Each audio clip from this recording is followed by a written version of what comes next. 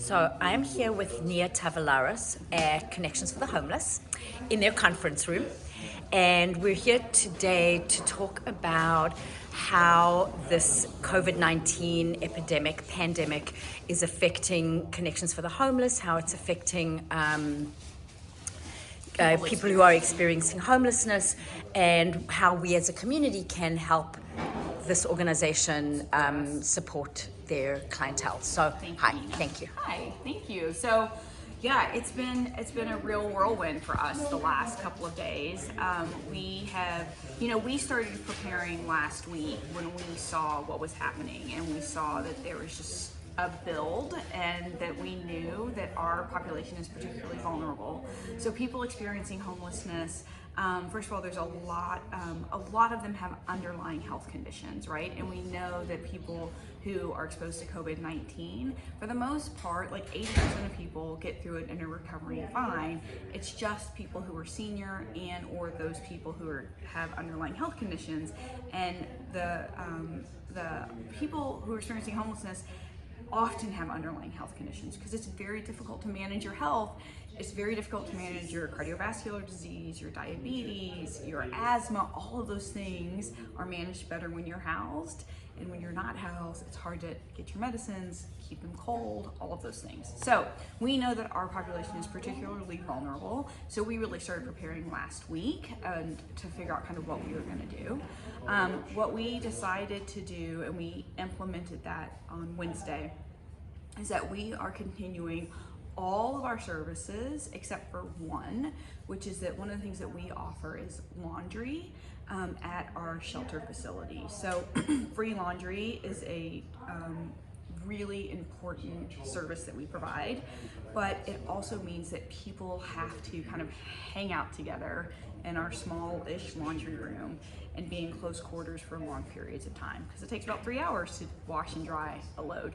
So we decided that laundry for non-residents of our shelter, we were going to put that on hold for a while. And how many people do you usually get doing their laundry every day? So in a given day during drop-in, we can do, I think it's like a total of like 6 loads, like in wash and dry in a given day, because we have 2 to 3 washers and dryers depending on what's working. And so we can do 6 loads. So usually that's like, probably no more than 4 people, but sometimes 2 people depending on how many loads. So we've done 2 things. At Connections, we do our shelter services. We talk about our shelter services both as nighttime shelter, which is Hilda's Place. People know that. It's an overnight shelter for up to 18 people who identify as male. Those people are living at our shelter. They are particularly vulnerable. If we had an outbreak of COVID-19 at our shelter, there's no place for those people, for those participants to go. So all of these changes are really in an effort to try and protect that shelter space, because if those folks don't have a place to go, we're not doing our work, right? So nighttime shelter, we're going to be opening up Daisy's Place, which is our women's shelter at First United Methodist Church. We're hoping to get that open up in the next couple of months, hopefully before the close of the emergency shelters that are run by our partners at Interfaith Action Evanston. We're working really hard to make that happen. And then we offer daytime shelter services here at our drop-in, at our offices. So these are our administrative offices that are here, but it also functions as a daytime drop-in service center. So people come here, they can grab a sack lunch, they can work on the computer over here, they can get a cup of coffee, they can visit with the case manager, they can take a shower, they can get some toiletries. And usually this space that we're sitting in right now is full of people who are just hanging out and just getting some respite. Maybe they're putting their head down on the table taking a nap, maybe they're charging their phones, but it's a place where people who are experiencing homelessness can come and congregate. And so where are they? Because it's empty, right? So what we have decided that we had to do is we could no longer offer this as respite space. People can still come in. We're limiting the number of people who can come in at a time. So it's 2 to 3 people at a time, taking care of what their needs are, whether that's a shower or a lunch or a visit with their case manager, and then they're moving on and they're moving back out. because we need to keep people coming in and getting their needs met and then moving back out, but not offering the opportunity for them just to sit and be. So one of the things I would say that as a community that we need to be really aware of is that those of us who are housed, have the ability to sit and be in our house. We can hang out, we can watch TV, we can work on our computers, we can charge our phones, we can do all those things. If you are experiencing homelessness, there is no place for you to sit and be right now. So they may be going to the library, they may be sitting at Panera, they may be sitting at Burger King, they may be sitting in restaurants. And what we need to do is we need to be supportive of that and understanding that that's what our community is doing right now to best serve its homeless community, is allowing folks to not forcing them to congregate into places where they normally would, which is at our drop-in centers. So what does that mean for, I was just talking to somebody today about the library and that there are a lot of people who go and hang out in the library. What if the library closes? Yeah, what if the library closes? That's a real problem. What if all the community centers close? That's a real problem. I mean, we're fortunately not at a place where the weather seems to be kind of on our side, right? So having people be able to be outside is actually, I think, kind of ideal, because that creates that natural space that what are we calling social distancing? When people are outside, there's a natural social distancing, which is good. If those places close also, you know, as a community, we're really gonna have to, I would think, really push back on that, because there isn't a place for people, there is not a place for people to go. I mean, everyone needs to kind of have one or two places where they can be. And we can't have everyone going into one place. You know, that was one of the questions that we dealt with was, well, why don't you just tell everyone, where are you telling them to go?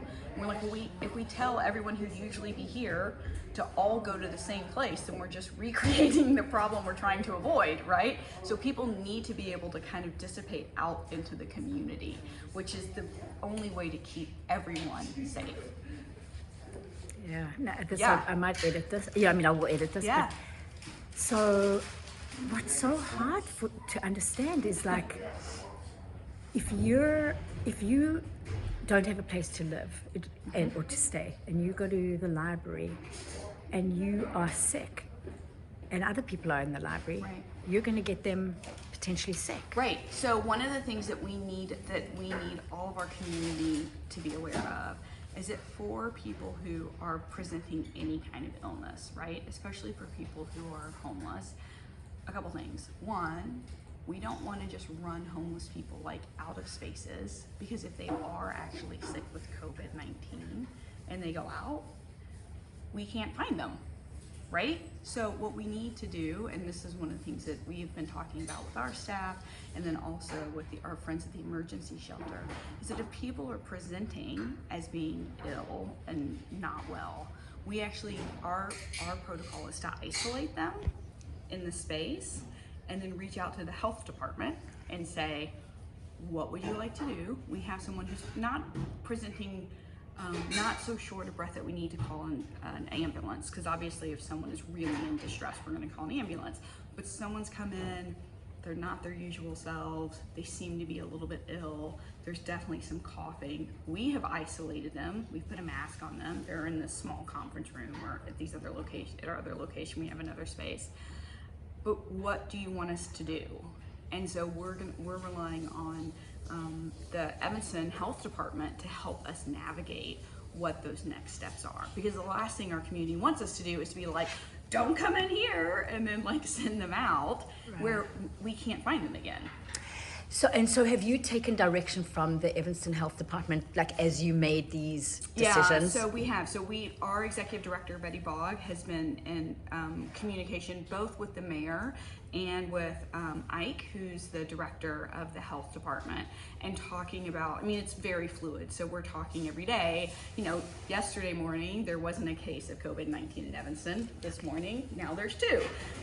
So, you know, so like it's very fluid. And so we're in regular communication with them about kind of what these strategies are and what we want to be doing next. So this is a question I don't even know if you'll know the answer to, Sure. but you know, in Italy, have quarantined everybody, closed down everything.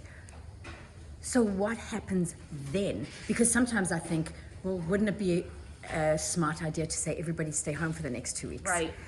What happens when you don't have a home? Right, exactly. What happens when you don't have a home? So we as an agency have been really wrestling with that exact question, which is why we have made all of these, put all these policies and these new procedures into place to try and do everything we can to not bring that upon ourselves. It may be that the health department or the governor says, shut down, nobody go to work, in which case we'll need to, we'll obviously be in touch with the state health department to say, we have to have, we're like considered, I would think, kind of critical care, right? So we can run our shelter, our overnight shelter can run on as few as 3 people within a 24-hour period, right? Staff, employees. We're a staff of about 50. We will figure out a way to make sure that as long as we can keep that 18-bed shelter open at night, we will make that happen with staff because it's really critical.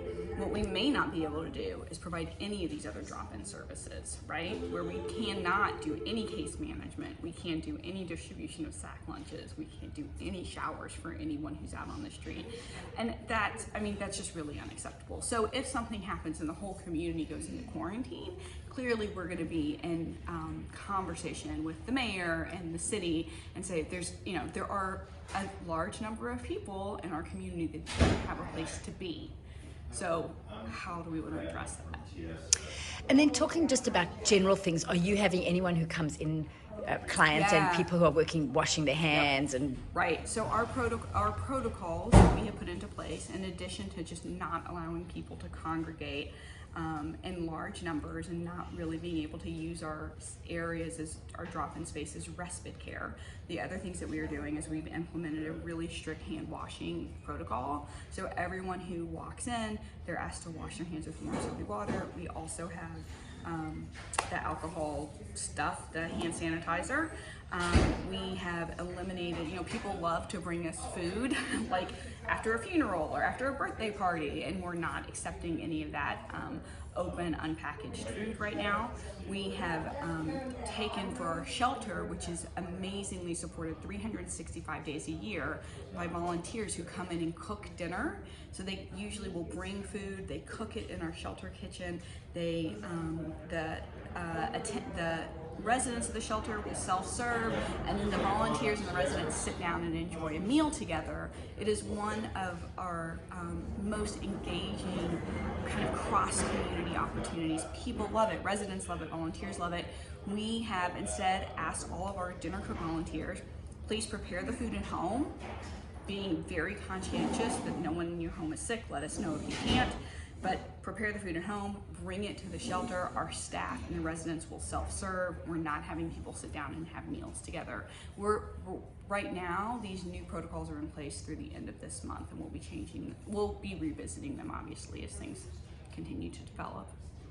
And then is there anything that the community can do to support what you are doing in terms of donations or anything that we can do on our end? Huge. So there are absolutely things we can do. One, I think awareness is critical, right? The community has to recognize that not everyone has a home where they can go and sit and be quiet and be still. So if you see someone who you think may be experiencing homelessness out in the community, please be kind, please be aware that not everyone has a place to go. So awareness is important. Secondly, we are also in need of hand sanitizers, cleaning wipes. I mean, we were trying to buy stuff on Amazon. It was getting taken out of our shopping cart. It's price gouging. Like, it's crazy. So if you have those things, please feel free to drop them off at our administrative office or drop them off at our shelter. We would appreciate that. Give the address. Sure. Our administrative offices are 2121 Dewey, right off of Simpson and Dewey, and then the shelter space is 1438 Chicago Avenue. It's Hilda's place. It's the basement of Lake Street Church. And you're looking for most particularly hand sanitizer and other toiletries? Or? So a hand sanitizer for sure. The wipes, like the Clorox wipes, we only have like 35 in a container and we're actively wiping things down all the time. Just generally disinfectant would be helpful because we're just having a hard time, like you are, trying to access them. So either of those kind of specific kind of cleaning items would be helpful. And then I also think, you know, depending on what's happening, because we've spread out our drop-in hours in order to not have people congregate, one of the things we're doing is we're expanding them, right? So that people can come from 9:30 or 10 to 4 every day, Monday through Friday. That expansion is an increase in our staffing. What did it used to be? So at Hilda's place, at the shelter, it's 5 days a week between 1 and I think 2:30, 1 and 3:30 is typically what it is. But now we're expanding so that it's between 9:30 and 4. So that's a staffing cost to us, right? Where we're having to stretch out our staffing. So there's certainly, I would say, financial donations to support us to be able to give people access to either train fares, right? Giving people support to be able to. It's sometimes really helpful if you're homeless and you want to go sit in a restaurant. We will give people a gift card to be able to sit in that restaurant for some period of time without being kind of run out. So we're distributing gift cards. We're paying extra staff members. I mean, there's people working around the clock right now, and so financial donations are always a great way to help. Because and frankly, they give us the most flexibility. Right. Is there anything else you want to say that? No, I mean, I'm so glad that you're doing this, because I think that people are forgetting that the population that experiences homelessness is incredibly vulnerable. And so we have to do everything we can. Really, you know, there was an article I saw yesterday talking about how COVID-19 could spread like wildfire within the homeless community because people don't have access to basic sanitation, they don't have places to be, they have underlying health conditions. Like, these things can all magnify or amplify the effects of this disease. So bringing awareness to this is really important. I think also one last thing is that I think about, and I don't know how to address this, is while being sensitive to people who are experiencing homelessness, there are also people who might panic about it and say, well, I don't want to get it from them. Sure. So I think social distancing is a great recommendation for everyone. Yeah. Right? Yeah. So staying home is a great idea. If you can stay home, stay home. I mean, we had to cancel our quarterly milestone, which is just heartbreaking because those are such amazing celebrations of the achievements of participants, and we recognize volunteers and staff, and it's heartbreaking to have to cancel that. So I think that people certainly need to be aware of social distancing and staying home. I also think that as of right now, homeless people right now there have not been any diagnosed cases of COVID-19 within the homeless population anywhere in America. That was as of yesterday. So we're following, there's a whole conversation happening within the homeless service providers across the country. Interesting. And as of yesterday, it could change today because it's doubling all the time, but as of yesterday, there are no documented cases of COVID-19 within the homeless community anywhere in America. It's probably just a matter of time before that happens, right? But it's not there now. So I think showing empathy, understanding, and really understanding that, like, there are some people who are fortunate enough to have a place to go and be quiet and be still and stay away from all this. And there are a good number of our neighbors who do not. So supporting them and understanding that is really helpful. Okay. Well, thank you. Yeah, thank very you. much.